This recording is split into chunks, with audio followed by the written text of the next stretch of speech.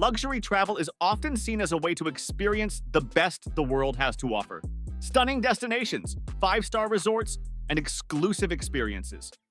But behind the scenes, the reality is often very different. In places like the Maldives, where tourists pay thousands of dollars per night for private villas, many locals struggle with daily challenges like water shortages and high living costs. This raises an important question. Does luxury tourism truly help local communities, or does it take advantage of them?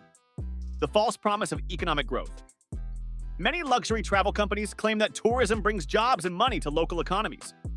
While this may be true on the surface, the actual benefits are often much smaller than people think. For example, in the Maldives, studies show that only about 10% of the money from tourism stays in the local economy. Most luxury resorts are owned by foreign companies, meaning that the majority of profits go to investors in other countries, not to the local people.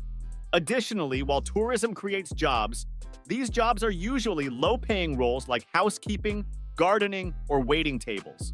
High-paying management positions are often given to foreigners.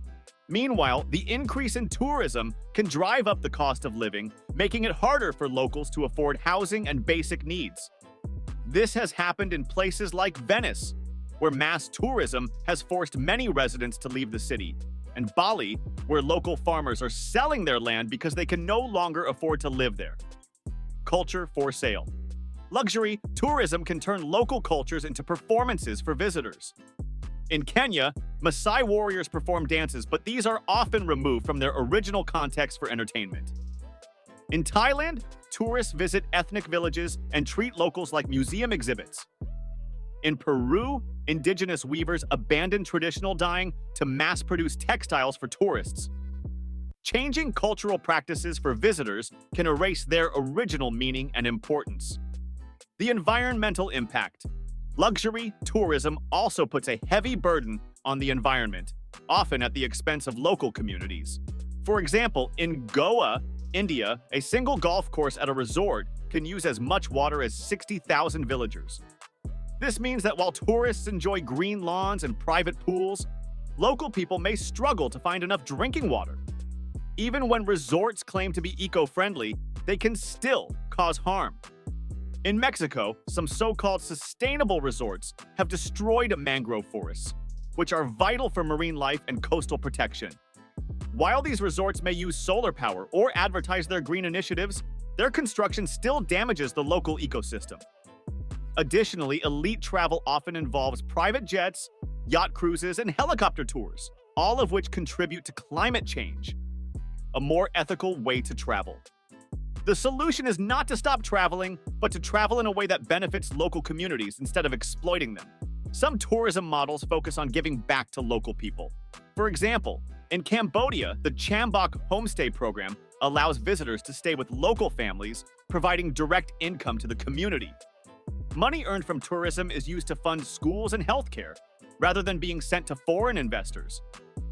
Certifications like fair trade tourism help ensure that workers are paid fairly, and campaigns like Traveler, Not Tourist encourage visitors to respect local cultures and customs. Governments also have a role to play. Iceland, for example, has put limits on Airbnb rentals to keep housing affordable for residents. Bhutan follows a high-value, low-volume tourism model, which means visitors must pay a high fee to enter the country, with the money being used to support healthcare and education. As travelers, we also have power through the choices we make.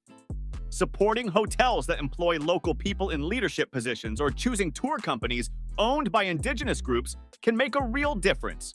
In New Zealand, for example, some Maori-led tour companies offer experiences that are both respectful and beneficial to their communities. In conclusion, luxury travel can be ethical if it supports local communities. Resorts should hire locals and source food nearby. Travelers can help by choosing responsible options. True luxury isn't just comfort. It's ensuring visits benefit, not harm destinations. Responsible choices make travel fair for everyone, not just the wealthy. Enjoyed this video? Share it and subscribe for more travel adventures. Thanks!